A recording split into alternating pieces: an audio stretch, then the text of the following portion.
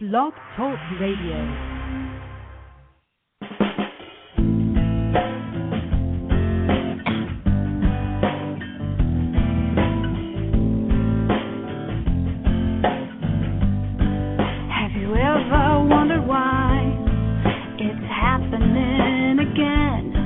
Welcome to MindShifters Radio with your co-host, the For-giveness Doctor, Dr. Michael Ryce, and his wife, Jeanie. Michael and Jeanie share with you the wisdom of the ancient Aramaic internal process of forgiveness.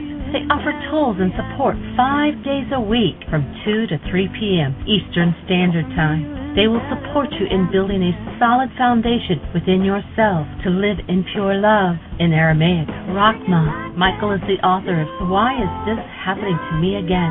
For more information on Michael and Jeanie, please visit www.whyagain.com. And now your co-hosts, the For-giveness Doctor, Dr. Michael and Jeanie Ryce. And the truth that is rooted within me.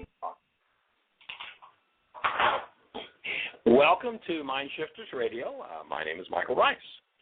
Jeanie's going to be a little bit late joining us today, but she will be with us soon, and we're delighted that you're here. Welcome to the show. We are celebrating Memorial Day one more time, and I believe this is now day 91, and our celebration of Memorial Day, our invitation with this celebration is that you would join us in being part of the eradication of war from planet Earth. We want to honor those who have been murdered in war, forced to murder, been injured, violated, emotionally traumatized. Honor those who they brought those emotional traumas home to and the challenges that they go through by making a vote for the elimination of war. How do you eliminate war? Well, you have to go to its cause. And what is the cause of war? I would offer that the cause of war is our unwillingness to be responsible for what's going on inside of us. And when we blame someone else for what's going on inside of us, we end up in a challenge called, this is all somebody else's fault. And so if you think what's going on in your world is somebody else's fault, then we invite you to step up to the plate, and in so doing, be responsible for one thing in your life today that holds some form of hostility or fear for you. Just one item. And apply forgiveness to that. And by forgiveness, I don't mean let somebody else off the hook for what's going on inside of you. I mean really seriously forgive. That is, go inside yourself and remove what never belonged from inside of you. Guess what never belonged inside of you? Any form of hostility or fear. Humans are not designed for hostility or fear, and it's time for us to wake up to who we are and to the adulthood of responsibility. And owning what's going on inside of us, we get to take the opportunity to change those things going on inside of us. And so if you're not familiar with the forgiveness conversation, I invite you to go to the right side of our homepage to the link that says Download Worksheets. Our homepage is www.whyagain.com, www.whyagain.com. Right-hand side, there's a link that says Download Worksheets. The first 4 links in that will benefit you immensely if you'll look at and listen to them. The first one is a new chapter 24 of my book explaining the forgiveness process. Of course, you can download the whole book free on the website. The second link is the actual worksheet itself. Third and fourth links are 2 live shows where we walk people through the forgiveness process. Gives you an awesome experience of exactly what that looks like. And so it looks like we've got a caller, 818. You're on the air. Did you have a question for us? Hi. Happy Monday. Happy Monday. Who are we talking to? Where are you calling from? Susan from California. Oh, hi, Susan from California. How are things out there today? Well, what you were talking about, I can't help thinking that I'm upset today because of my ex-husband, the way he treated. Mm-hmm. Should I just give you his background and then maybe you'll understand why I'm upset? His behavior affected everybody that ever had anything to do with him. Have you ever heard the word sociopath? Oh, of course, yes. Okay, I know so much about abuse. The sociopath gives everybody in their lives awesome opportunities to go to depth inside themselves and deal with whatever it is that they haven't wanted to deal with in their lives. It's certainly a difficult situation to deal with. I understand fully. Oh, thank you for understanding that, because everyone that ever had anything to do with us has been affected. And I know it's been years now, but when my kid has such anxiety and he also had eating disorders too, and he was abusive, mental and physical, that he I know now so much about the subject matter. I know how I know how a boy is affected. I know how my daughter is affected. I know how myself is, with myself being reassured because of the game playing that was, he did gaslighting, if you know what that is too, and he did all these things. And so I, when I hear him being this way, and I keep on saying to him, live in the moment, and I have to remember it too. You just live right now in this moment. This is the experience you're living today. Don't think of tomorrow. Just right now. And, I found with myself, if I can just live, I always lived in the moment my whole life.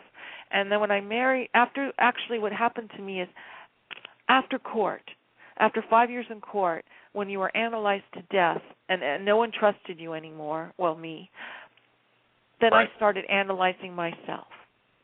And, I guess it's some of the things we go, because that's all we have left. And then when I found out a strange way what a sociopath was all about, this is after 5 years of court and then times later, I understand all these things. It's still hard to say, okay, you were fooled by this person. Okay, it's past. But when your kids are affected by him, it's still difficult. So here would be my offering. We're talking about two different issues. Okay. Let's presume that your whole conversation about him is absolutely accurate. Of course, I have no way of knowing, but let's assume he's one of the most destructive sociopaths that has ever lived on planet Earth. Okay. He's got some work to do. That's his problem. Mm-hmm. And that's issue one. There's an ancient teacher, goes back about 2,000 years ago, who said, why are you trying to take the speck out of your brother's eye while you have a beam in your own? So here would be my offering to you. Your physiology, your emotions are creating for you pain and trauma. And genetically, your children received his pain and trauma as well as yours. So the first order of business I would offer, of course, moving into a place where, if you're with especially a destructive sociopath, moving to a place of safety, and it sounds like you've already got that handled.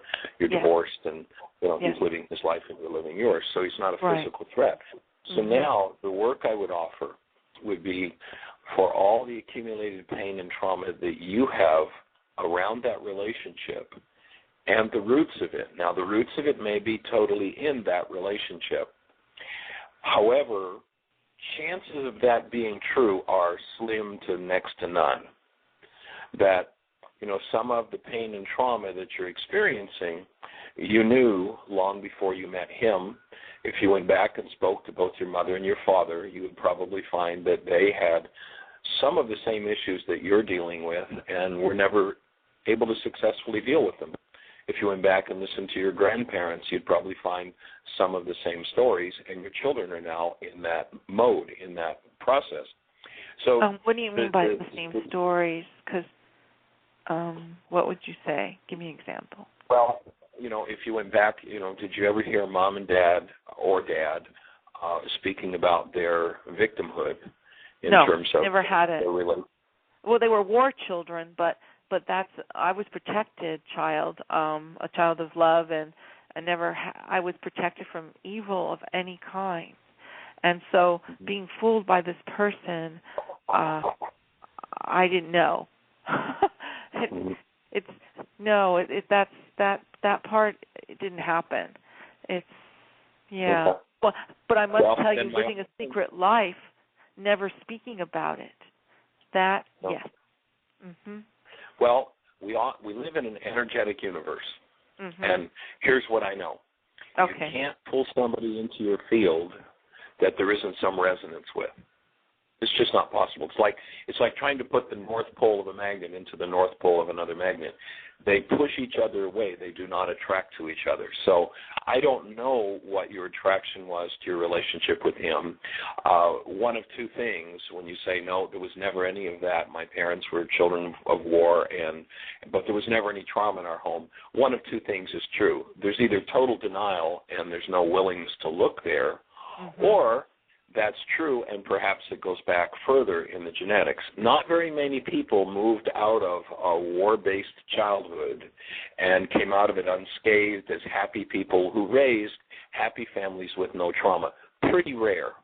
Yeah, but in that's any why event, it was. I'd offer that somewhere, somehow in your life, there's resonance that drew you to this man. And today, I'd offer your work would be, aside from the issue with him, your work is, how do I remove the hostility and fear that I have? And perhaps more importantly, how do I support my children in removing the hostilities, fears, and pains they have so that they don't, through resonance, have to go back and create similar types of relationships as they grow and get another opportunity to work through it. You know, the title of my book is Why Is This Happening to Me Again? And basically, whatever we deny and dissociate from, refuse to work through, we get to play out over and over again. So my without, knowing your whole history, my first inclination would be to offer that you go to that link that says download worksheets and begin to do the actual worksheet process. You might listen to the radio show. There's the third link under download worksheets. It's a radio show that we did about 3 weeks ago with a woman named Lynn, who was a medical doctor. And she had just been going through a rather difficult situation for her, where an executor had been appointed to her father's estate, and the executor had let the house go to the point where there was significant enough damage, there was going to be a significant loss of money. And so she started out with that worksheet. We walked her through the worksheet, and it's one of the most awesome worksheets in 25 years of doing this work that I've ever seen anybody do. So she started off with that, and very short time into the worksheet, she all of a sudden came up with, what this is really about, what her pain around this issue with the estate was really about, was that 20 years earlier, as a medical doctor, she was practicing nutrition work and healed a young child of cancer nutritionally, and the child's oncologist, with no complaint whatsoever from her patient, the child's oncologist, who all of a sudden didn't have any more money in his bank account from this kid's cancer, came after her and found a way to have her file complaints and remove her license. She got in touch with the fact that she remembered fantasizing getting a gun and killing this guy. That's how much rage there was for her in it. I can relate to that. At that point in the worksheet, what she went back to, it's just the link. It's an awesome worksheet, the way it linked together. And then she went back to dealing with her dad and some of the trauma she had as a small child with her dad. When she got through that worksheet, on the other side of it, all of a sudden she's in the space of connectedness and love in the presence of this woman who's currently costing her a significant amount of money because she hasn't taken care of the house properly. She's able to hold compassion for this oncologist who was so weak in his own life and practice that he had to attack someone else because he was, ostensibly losing money over a healed child, and held a space of connectedness and love for her father, who I guess was pretty brutal. So that's where she ends up in doing that. And my input to you would be that when you can end up in the space of compassion for him, that doesn't mean don't hold him accountable. That doesn't mean, but where you reclaim in that kind of a situation your human life. And the way we establish in this work what a human life is imagine holding a newborn child. Go back and hold one of your newborns, and you know exactly what human life is. And I'd offer that the mistake you've made in all of this is you've given up your human life to your sociopath husband, and your children have learned to give up their active presence of love, their human lives, to that behavior. And so your work and the work of your children will be to reclaim that. Again, that doesn't mean that you don't hold them accountable, but you don't give up your beingness because of what he does. Oh, otherwise, yes. Otherwise, the blame becomes, and look what he's done to us. And he can't put an energy into you. Only you can play out and work through the energies that you hold in you. And I offer that you can come to a space of total connectedness and love, whatever he does, and that in doing so, you, and if you teach your children to forgive, do the same, that you will be far more intelligent and capable, and you will function intuitively in regard to him, and you will know in advance exactly what's coming down the pike and exactly what to do about it to have the highest and best outcome possible.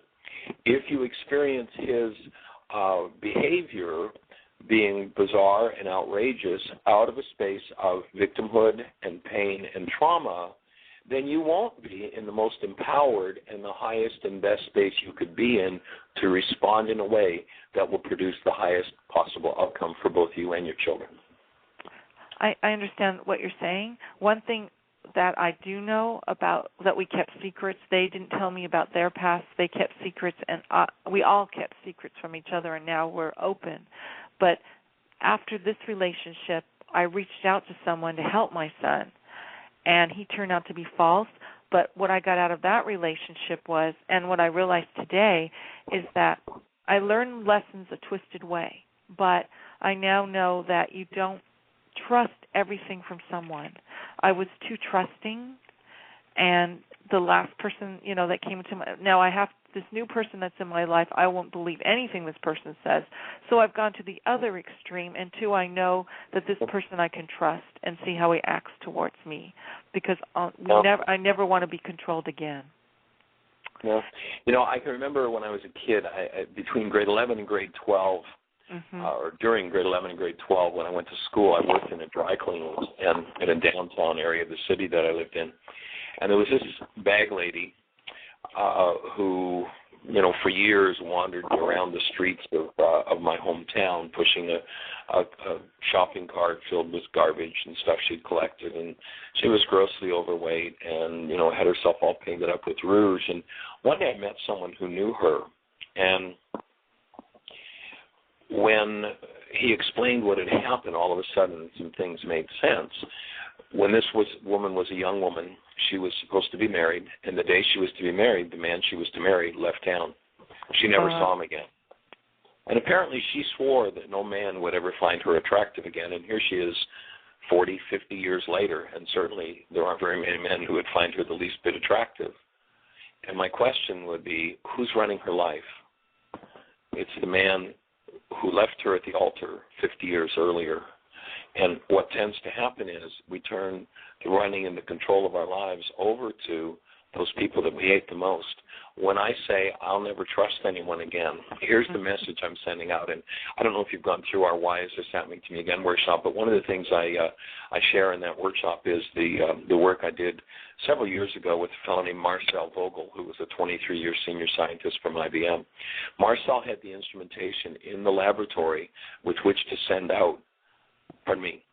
measure the high energy waves that leave the mind when we think a thought. When I hold that no one is trustworthy and I will certainly never trust, here's the message that I'm sending out energetically to the world, and here's what I will tend to draw back to me.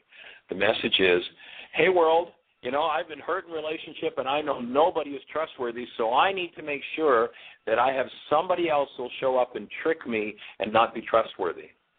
And guess who's going to tend to respond? It's going to be someone who's in resonance. Oh, my gosh, really? With that message. That's exactly how it works. Oh. And so once again, I'll get the opportunity to heal the part of me that doesn't trust, because here's another untrustworthy person. And that, and the whole idea of forgiveness is for me to go inside myself, remove this message about untrustworthiness, and live as a human being. If I decide somebody else doesn't deserve love, I rip myself off for the presence of my human life, love. I promise you will never lose by living as the absolute total presence of love in every relationship you ever have, because you'll get to experience the direct physiological experience of love. When you decide, I'm going to be careful, they don't deserve it, and I'm ripping myself off for that. I get my experience of love when I experience my human life. When I give it up, I lose the experience of love. And when I do, it tends to be a downhill circle. I say a word, he responds. He says a heavier word. I respond with still a heavier energy. He responds, and now we're in, the War of the Roses kind of thing. Whereas if I stand in my being and he says the destructive words, instead of coming from a destructive space within myself, then I open the space of, well, gee, that sounds like, instead of coming from a well, why are you saying that to me? Who do you think you are anyway? Instead of coming at someone with that kind of energy, when I come with, well, it sounds like maybe there's some pain in your voice right now, and I can identify with that. And what I'd like to do is clean the space up in our relationship so that either of us bring pain to this relationship. We respond with each other and we support each other in healing that pain. I promise you'll get two totally different results from exactly the same relationship. If you respond one way, you'll get one result, and if you respond another, you'll get another. And when we go inside ourselves and forgive every response based in hostility or fear, the only thing left in us is a human life and the continuous 24/7, 365 presence of love. So, in other words, when I live in that, I create different results. You said, because the next person that came into my life turned out to be a narcissist, and that's similar. And he was false, and I couldn't see it. But I didn't know I was putting out that energy of being helpless. And so when I was fearful, he gave me more fear. That's exactly the way it worked. That's the way it happened. Yeah. He tried to make me believe in him, and then when I got to the point, he took it away. In other words, he gave me anxiety, gave me fear, gave me abandonment. Well, he wanted to know everything about my past. I never knew that could work like that.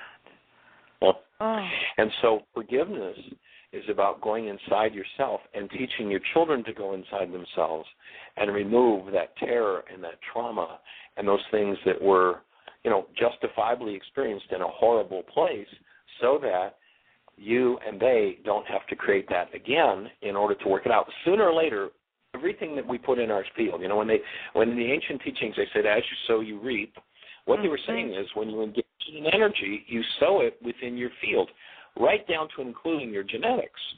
And you will reap the corresponding energy in your world and in your life. Once you recognize that, then if you recognize that you've sown something, rather than having to go out and reap it and go through the whole drama and trauma of living it out again and again and again until you learn the lesson, you can literally go inside yourself and forgive. That is, remove that energy. Forgiveness would have nothing whatsoever to do with your former husband. Nothing whatsoever to do with this man that came into your life and kind of played out the same stuff. It would have to do with how you go inside yourself and remove those parts of your mind that hold pain from whatever experiences. And again, will tend to be tied in with genetic patterns. In the ancient Aramaic, when they said the sins of the fathers will be passed into 3 and 4 generations, well, that wasn't some kind of a threat. They were just telling us how genetics work. When I think a thought, when I engage in emotion, when I hold a belief, people always, run me over, then I literally put an energy within my structure and into my genetics, and it's stored holographically in every cell in my structure, including the sperm and the egg. And were I to conceive a child tomorrow, that child would have in its structure every thought I've ever thought, every feeling I've ever felt, every reality I've ever engaged in, as they would have the thoughts, feelings, and realities of my spouse. And if I never learn to go inside myself and collapse and heal that part of my mind, then I get to live the title of Michael Ryce's book, Why Is This Happening to Me Again?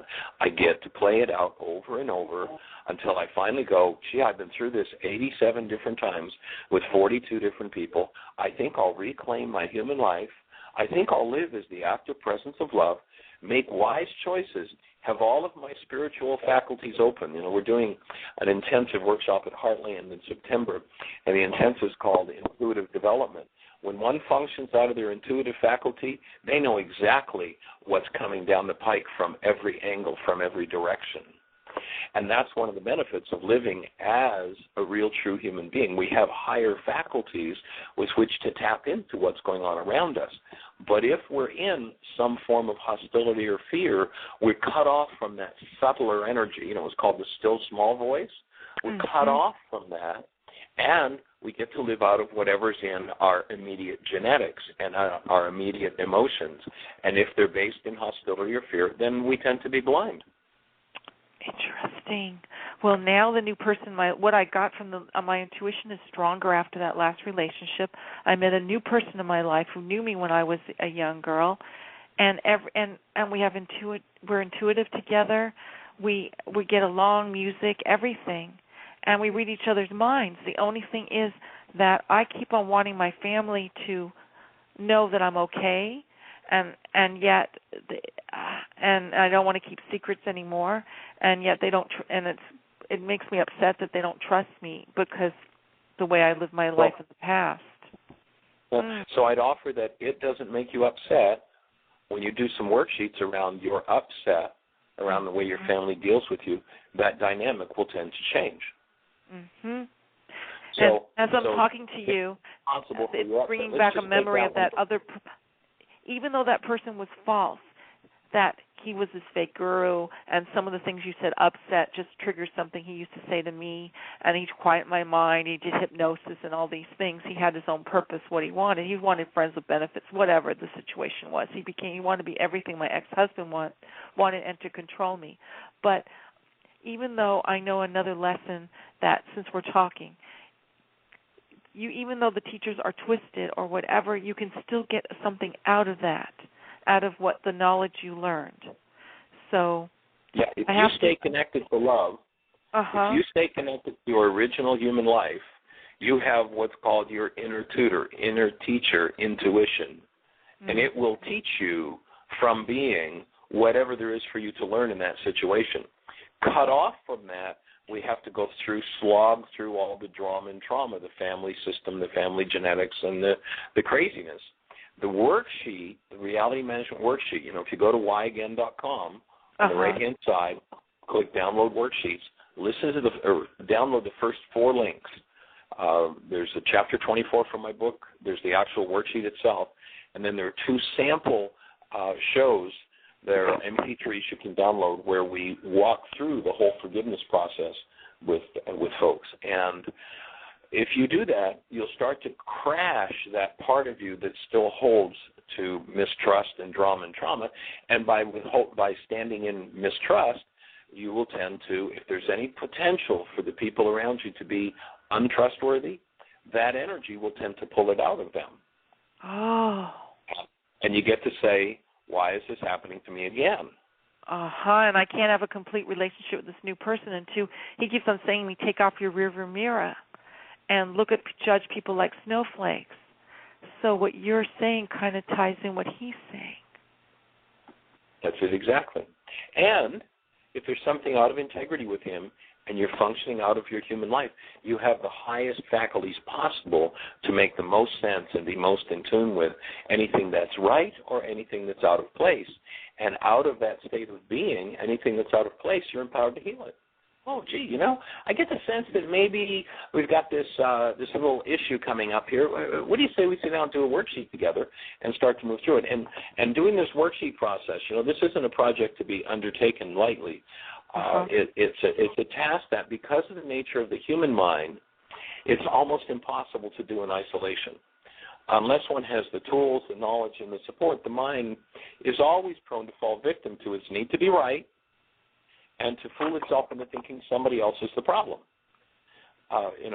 nobody else can be the problem in your life. Certainly people can give you opportunities, but rare is the person who can maintain an attitude of sufficient responsibility to carry out this journey alone. So I'd invite you to enlist your partner, enlist your children, start to teach them the forgiveness process, work with the forgiveness process, and watch the awesome spaces that open.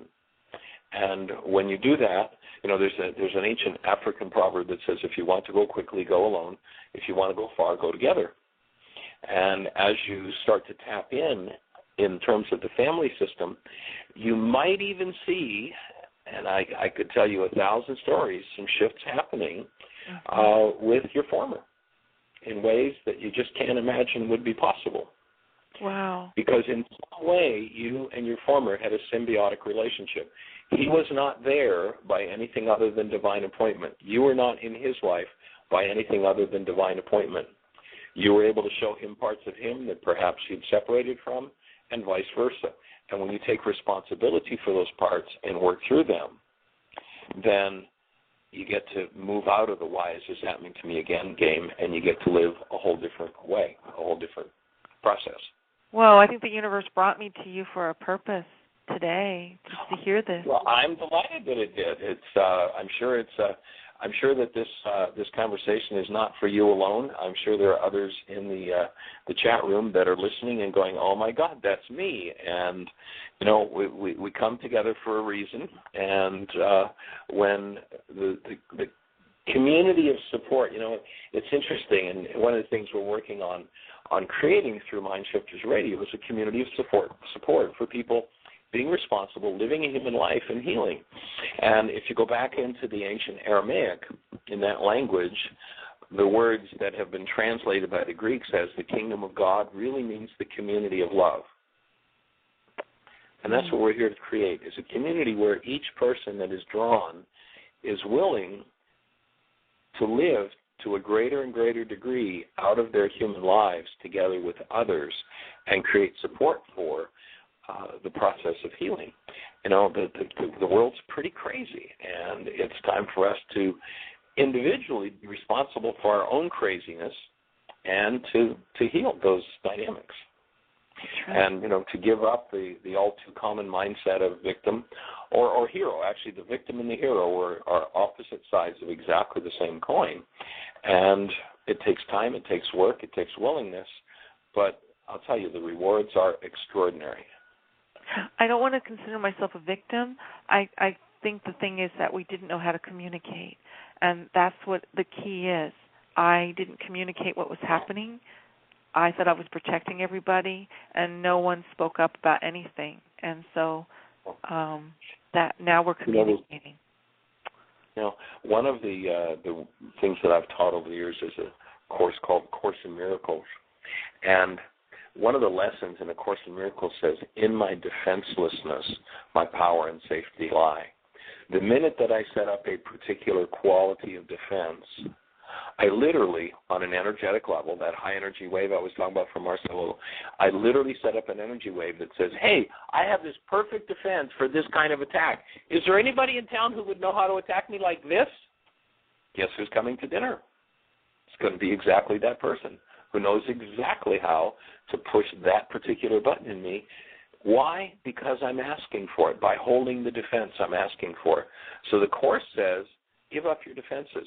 Live as a human being. That's the most empowered state. Your defenses will never protect you. Your defenses will simply produce more trauma. That doesn't mean you don't live wisely. That doesn't mean if somebody's off base, you don't hold them accountable. You live out of the subtlest, highest space that a human can live in, and you're in touch with everything. And I'm talking about right down to the physical world. I remember I used to have a private practice in South Florida. I remember a woman who was into breeding horses, and she came to a session, and she had her horse trailer hooked up to her truck, and she was driving from South Florida up to Central Florida to breed her horse. And she did a session and did a particularly poignant piece of work around her relationship with her mother. She left the session and went and picked up her horse, and off she drives. And Highway 27 is pretty much a straight shot up the center of the state. It's almost a straight highway all the way. Florida's pretty flat and all. And she shared with me in our session the next week that she was driving up Highway 27, and there's a transport truck in front of her. She can see a long way. She's got lots of room to pass. So she pulls out to pull around this transport. She gets up just about to where her cab is going to pass the front of that truck. And literally, the intuitive voice in her head says, back off, pull off to the side of the road, and check the lug nuts on your wheels. She listened. She backed off. She pulled off the road. The front right wheel, when she got stopped, had no lug nuts on it. If she'd have hit the wind shear passing the front of that cab, chances are she'd have been dead. The wheel would have been gone on her truck. She listened. When we're in that quieter space, when we handle the garbage, the pain, the drama, the trauma that the world inflicts on us and says, this is the only way you keep yourself safe is, protect yourself from all of this. When we go to that subtler space, we get directions that are that specific on how to be aware of and know what's coming. And in that space, we are the highest intelligence possible to handle it. And you get one chance for that intuition, because I was warned in every situation I've been in, one chance. And I didn't believe in the intuition, and that's when everything happened. My intuition says when I met my ex to run away, not to get involved, didn't believe it. Every moment, everything. So you knew. So there's a part of you that knew. So there's always a part of us that knows. And actually, the intensive that we're going to do in September, we're doing a 9-day residential intensive at Heartland, is intuitive development. And the whole intensive, the focus of it is, in part, it's forgiveness, moving the blocks out of the way so that we can listen. It'll be mind shifters and still point breathing, which is a way to clear from physiology those blocks. But then the rest of the intensive is totally geared to practical, step-by-step, building into deeper and deeper situations where you get feedback on your intuition, so you get to know, you get the sense and the feeling of exactly when it's right on, and then you listen. Otherwise, it just seems like, this is this passing thought in my mind. It doesn't mean anything. So that's the whole idea of our intuitive development intensive, is to get that intuitive faculty honed, so when it's your intuition, and Well, now it's working. It took me, maybe that's why I had to keep going through these situations over and over, and then finally I believed in my intuition. That was a lesson too. Yes. Oh my God. And even that person that I believed in so much so, that turned out to be a fake guru or whatever, he says, when I said something about the intuition, because I learned about how they're training children now to believe in their intuition and then get the police and this whole thing with abuse, he said to me, don't believe in it. Don't believe in intuition. Believe in meditation. And I believed him, but every time I was around him, I felt uneasy. I didn't get what my body was telling me. Wow, so the false teachers again. Oh, and he believed in the Course in Miracles and all of that. Mm-hmm. So, gosh, a person could learn all this knowledge and be false. Well, the thing is, if you don't engage in forgiveness, the mind, what we call the carbon-based memory or the replicate mind, will just play out its scenarios over and over and over again. So, so in other words, my husband was false as a sociopath. I found another person that was false too. Even though he was spiritual and all of the things he was teaching, he still was a false individual. And notice that you listen to your false mind. Yes. When person told you, you didn't, and you were false to yourself. It's all done with smoke and mirrors. Yes, I was false. Yes, I believed everything he told me. He controlled me, and my goodness. Hold on for a second. Let's not have a conversation about him right now. Let's just have a conversation about you. I believed everything. Oh, my. Yes. No. Oh, stop. Oh, okay. Okay. Another track. I want to get you back into a center track. Okay. Notice that your conversation is all about him. What I'm inviting you to notice right now is all about you. Forget about everybody and anybody else. Just focus on you for a second. Notice that you have a true mind, an intuitive mind, and it told you the truth. And you have a false mind that lies to you. And you listened to your lying mind. I listened instead to my of lying mind. your true mind. The true mind is the intuitive mind. That's the mind that comes with the package of a human life, the absolute active presence of love. The false mind is the multi-generational database that comes with the body. So notice that you were not true to you, and you listened to your false mind instead of being true to yourself. Oh. Forgiveness. So we've got a two-pronged process here. One part is you want to strengthen and know your intuition intimately. Yes. The other part is that you want to forgive, that is, remove the false mind, the mind that would keep you in any form of hostility or fear. Forgiveness is about removing that false mind. Oh, that's what forgiveness means. I didn't understand. That's what forgiveness is. So forgiveness, download those four links that I told you about. I will, because I thought forgiveness was writing a letter to someone saying, I forgive you for what you did. No, never forgive anybody for anything. Please, no. Big mistake. Don't do that. Oh, thank God I said that. Okay. Yeah, forgiveness has got nothing to do with them. If they did something bizarre off the wall, it may be perfectly appropriate for me to pardon them. But pardoning is, okay, I let you off the hook. And in this culture, we've been taught pardoning in place of forgiveness. Pardoning has nothing to do with forgiveness. Okay, I let you off the hook. Look what you did. Okay, I'm going to let that go. And now I'm going to go inside myself, and I'm going to remove the pain, the trauma, the fear, the grief, the loss, whatever it is that this event has brought up in me, so that I get to live in my true being, in my true mind. And we live on top of 1,000 generations of deniers. That is, I don't deal with what's going on responsibly. When something comes up in me, I talk about somebody else. Yes. And it's all done with smoke and mirrors. So forgiveness is how, when I deny, what happens is I create a totally unnatural state for a human being. I create what we call a dissociated mind. In other words, there's now a part of me that I'm not in touch with. That is, the part of me that I'm not true to myself with. And with that part of me, I set up a field and say, hey, world, this high energy wave, is there anybody out there who can be untrue to me? Would you please come and visit? Oh. You're going to come. You're going to play that out. Up will come my pain. My intuition, my true mind will talk to me, and I won't listen. I'll listen to my pained mind, but because I'm dissociated from it, I can't change it, and it will keep running my life. Forgiveness is how you collapse the projection that it's about somebody else.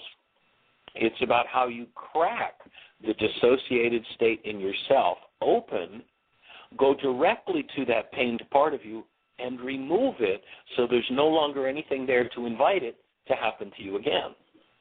That's forgiveness. This makes so much more sense. And so when religious people say to you, so many religious people have said to me, especially in finding about abuse, they would say to me, you have to write letters. And I said to them, I can't, I'm not Christian, by the way, but you have to do all these things or you're burning hell or all these things. And they kept on saying, I didn't make sense to my mind. It didn't make sense to me. I couldn't do it. Yep, I couldn't think of, I couldn't forgive someone that did those things. Oh, it makes sense. It's got nothing to do with forgiveness. Forgiveness is not about letting other people off the hook.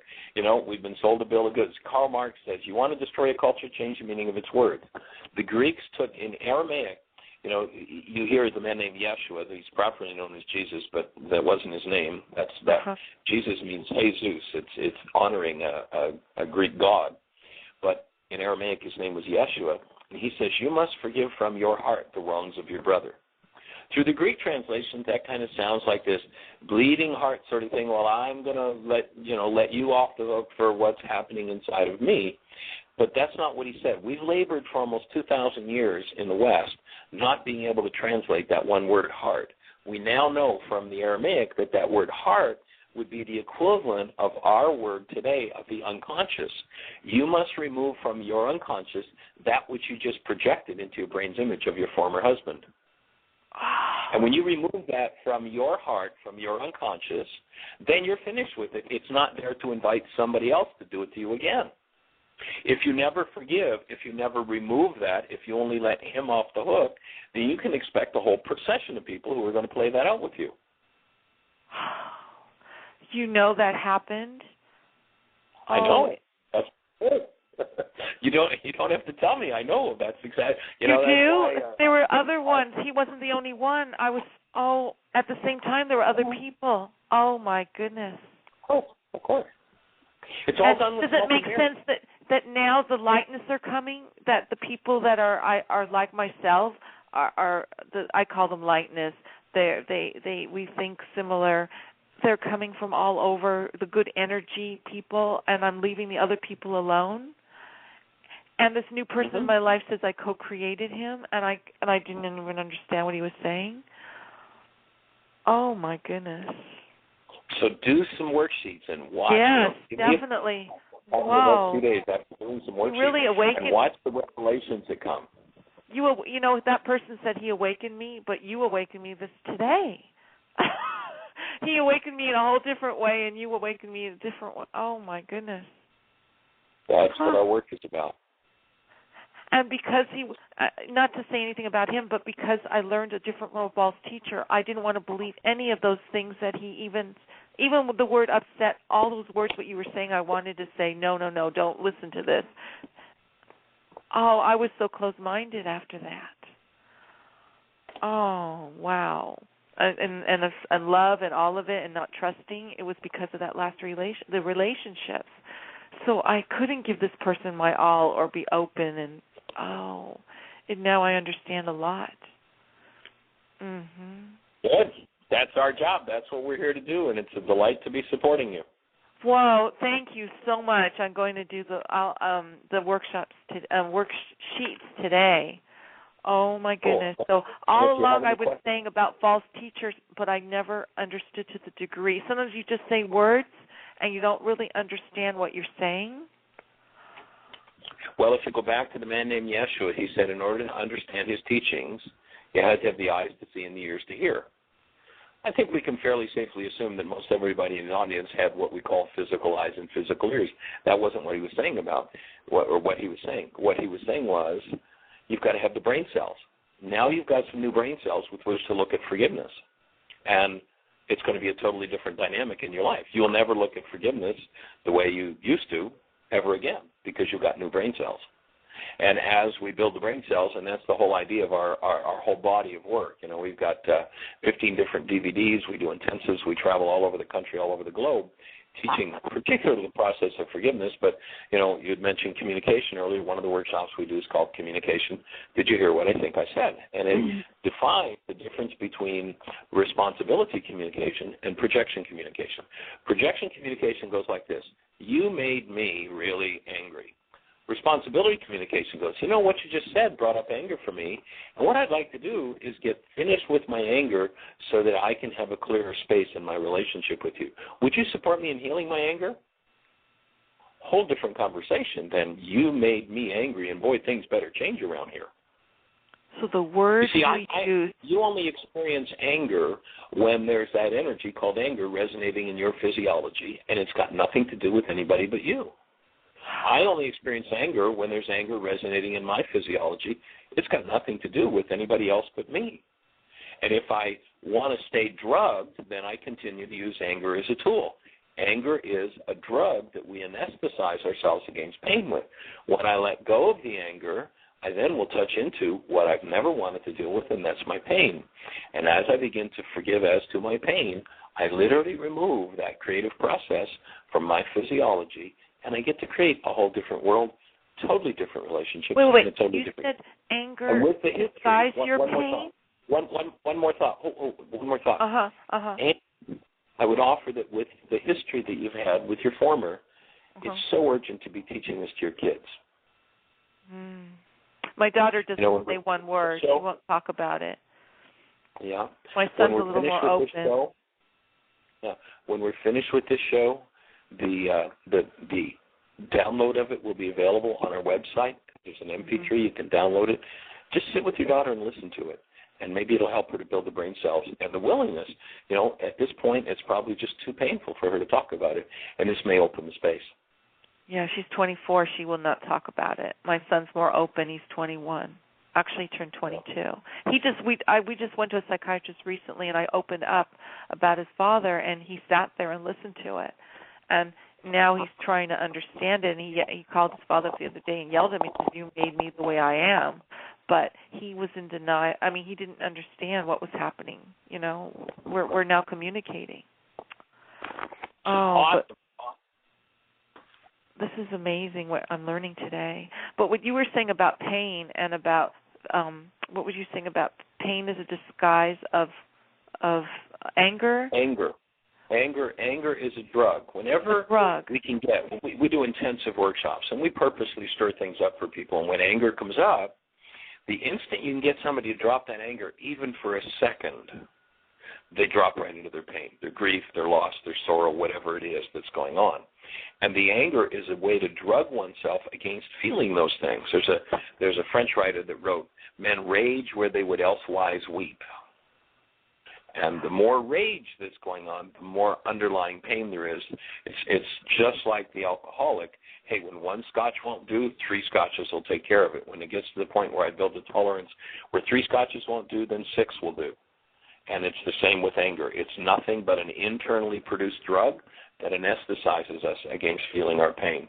If you want to look deeper into that dynamic, there is a DVD on our website called Codependence to Interdependence. You might want to check that one. And, that makes sense because my daughter never spoke in the relationship. And, I mean, she would be, about it. But in the relationship, she was a fighter. And now she doesn't, she doesn't want to say anything about it, but she gets a temper tantrum. She's 24. So she doesn't want to deal with the pain that, what happened? I couldn't get it. So her temper tantrums are covering her pain. Oh. That's what tantrum is. So when he calls her all the time, this is how she's disguising it. And when she lets go of the temper tantrum, she's going to drop right into that pain. You definitely want to have some familiarity with the tools to support her being able to walk through that. Mm-hmm. Or, that kind of stress, it creates all kinds of behaviors that are pretty off the wall. That's why she can't have decent relationships with people. Well, I was just going to say, and if you can support her in working through that pain, she's not going to have to create in her relationships. Easier to work her through it now, for her to work through it now, than to wait until those unconscious dynamics start to play out in her relationships, and then, the same kind of crazy things happen. It's just the way it works. Boy, this is amazing. I'm glad you're teaching people this, because it's really opened my eyes, because I hate to say a lot of abuse lines or different people don't know this, and so they want you to be angry and they want you to blame him and all of these things, and all of these things I never heard of before. And And the reason they do that is because those very things in their lives they haven't dealt with and don't want to. If you actually go headlong into them, it will bring up for them the times that they never did, and you may become the brunt of their hostility when you do that. So just be aware of that. That's why they get oh, my goodness. Oh, I'm bringing up their memories. Mm-hmm. And that's why they're angry. And that's why when I mention a new person, they would say, of course they would not trust the next person. Or these women would, any little seed of untrust, they would make me think more so. So maybe that's not always good to be around people like that. It just brings out more of the negative. Well, remember I quoted that African proverb, if you want to quickly go alone. If you want to go far, go together. And, that old saying that birds of a feather flock. You want to flock with people who wish to be responsible for their lives and learn forgiveness. That's why we suggest that people get the DVDs, start showing them to people, and build a community around them that supports responsibility and healing, rather than, the old coffee clutch where everybody talks about what's wrong with everybody else, gossip, slander. One person walks out of the room and everybody pounces on them, and they come back and everybody smiles at them. Somebody else walks out of the room and everybody pounces on them. And of course, everybody who plays that game thinks, when I walk out of the room, they don't pounce on me. But it's all the same game, and it's insane. And there comes a point where you either elevate people to your level of understanding through teaching, or they will do their best to drag you down to theirs. And when we go into this game of, hostile, fearful conversations about others, yes, then we're setting up, we're intensifying the literal, measurable, high-energy wave that leaves our minds that says, I need somebody else to show up that'll give me more drama and trauma. Are there any volunteers? And you'll notice there's never a shortage of volunteers. Never a shortage. Oh, my. So I can pick up energy. So in other words, when I am high, when I'm feeling positive around positive people, I soar. And I didn't realize that everyone around me feels this way. Maybe that's why when I was a little kid, my dad would say no, we wouldn't know sadness. We all, he taught us to be happy, and he didn't want sadness around. We were always never sad, always, Right. So, and it could be that the reason Dad didn't ever want anybody to go into sadness is because he had some unresolved sadness, which would be logical. A child who's gone through war is going to have some deep scars that hold grief and sadness. So if we can just keep everybody happy, I'll never have to look at my grief and sadness. But that doesn't change my grief and sadness, and it's still the foundation of my mind. And so what I want to do is work through that foundation. I want true, honest, and appropriate thinking. There's a style of thinking in my book that I call premature positive thinking, and it's a disorder. I don't want to be a premature positive thinker. Yes, I want to be a positive thinker, but not on top of a negative foundation. And so if I set my life up so I never have to look at this, and I make sure everybody around goes along with it, then that literally becomes my disease. That is a dis-ease energy in my tissue structure, and is what will leave me in a disease condition. To get a sense, and we can move totally out of the human realm to get a sense of how powerful this energy is. Jeanie, who's the webmaster, my wife, on the right-hand side, there's a link that says We Are One. Click on that link, and there's a video of these two young men who had a lion cub, and they were in an apartment in England. They got the small lion cub, and they raised it to the point where they can't handle it in their apartment anymore. So they fly it to a preserve in Africa. They let the lion go. A year later, they go back, and this video is their return trip. They go back a year later, and there's a man there with a higher-powered rifle who's a member of the preserve, and these two guys are out there calling to this lion. They've named this lion Christian, and they're calling this lion. And I'll never forget the first time I watched this video, because you see the camera focused on this huge male lion racing down the hill toward these guys. And I can remember thinking, boy, I sure hope this is the right lion. And this lion just goes right after them, jumps up, and it's just like this lion is hugging them. It's got its arms around their neck. It's licking on them. It's kissing on them. It's hugging them. It's just like, my old friend. And it's amazing. But what's really amazing is that, of course, this lion was raised in these people's homes, so knew them well. But along with this lion came its mate.